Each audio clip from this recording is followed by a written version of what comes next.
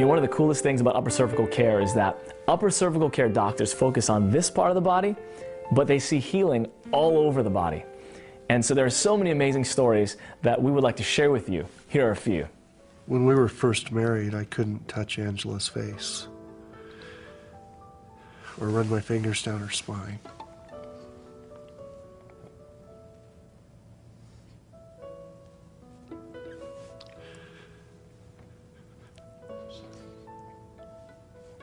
I've always been very proud of how she handled all that pain.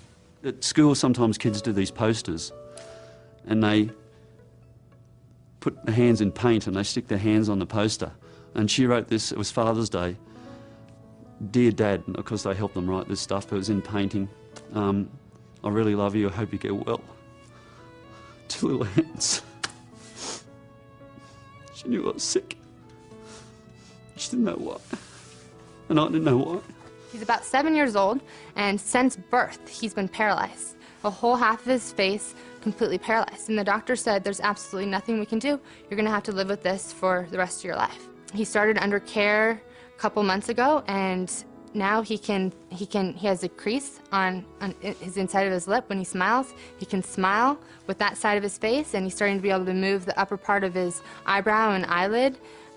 So it's amazing. So I got off the table, and for the first time, my low back pain was gone.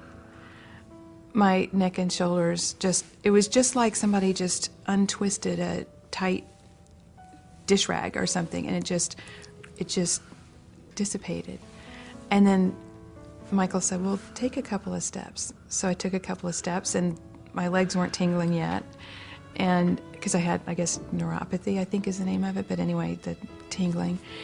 And I took a few more steps, and it didn't. And so I said, well, why don't you walk out to the mailbox? Because I hadn't been able to go out to the mailbox, which was only about, what, 20 or 30 feet? 20 feet, yeah. So I put on my tennis shoes, and I walked out there, and I kind of just kept going. I walked a mile. So, the next day, I go off to work.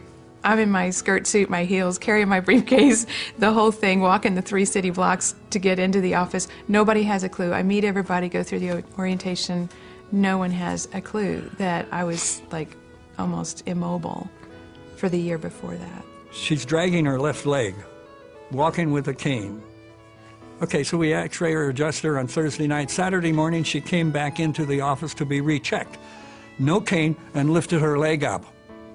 And I looked at her, and I said, what happened?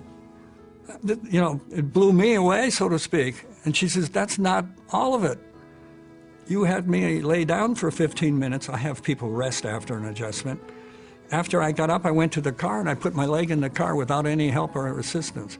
That was 20 minutes later. She'd been walking with a cane and dragging that leg around for 6 years. You see why I won't retire?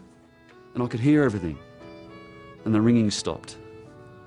And my back's feeling much more relaxed. I don't have any pain, and tingling stopping. And I got home and I ate something, and it was hardly in. I still had a bit of pain, but there wasn't excruciating. It wasn't driving me over.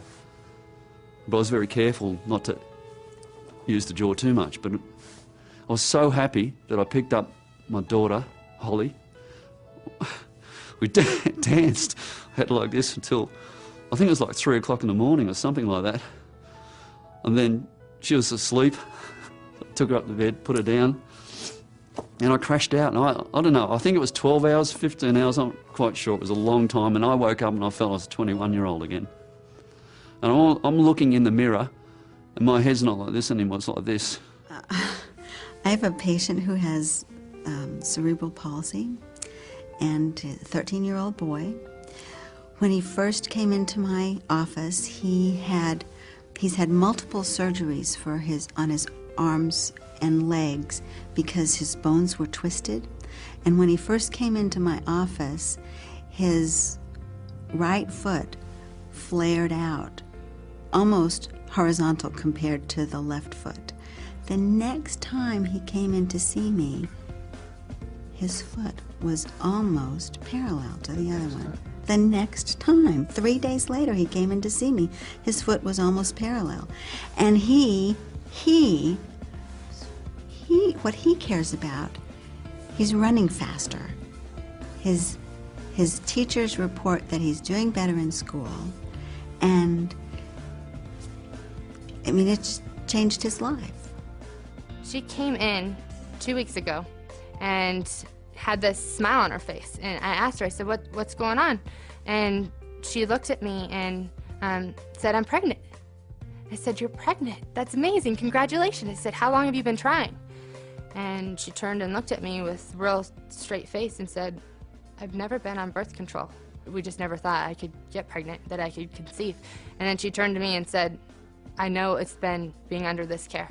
I know upper cervical specific care has changed my life, has allowed my body to function the way it's supposed to, and given my body then the ability to function properly so that I could then conceive. There was a 10-year-old boy who, his sister and his mother and father are real good patients. And last Thanksgiving, you know, Thanksgiving is Thanksgiving, you say thanks.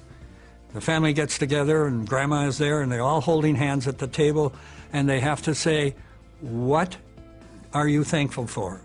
Each person. It came to that 10-year-old and he says, I'm thankful for Dr. Kuhn. And it isn't just me, it's recognizing that he has his health. He could come in with a flu or a cold and get adjusted and the next day be fine. And he sees his other kids in the classroom all sick and whatever. And he was smart enough to say, I thank you for Dr. Kuhn. I really appreciated that.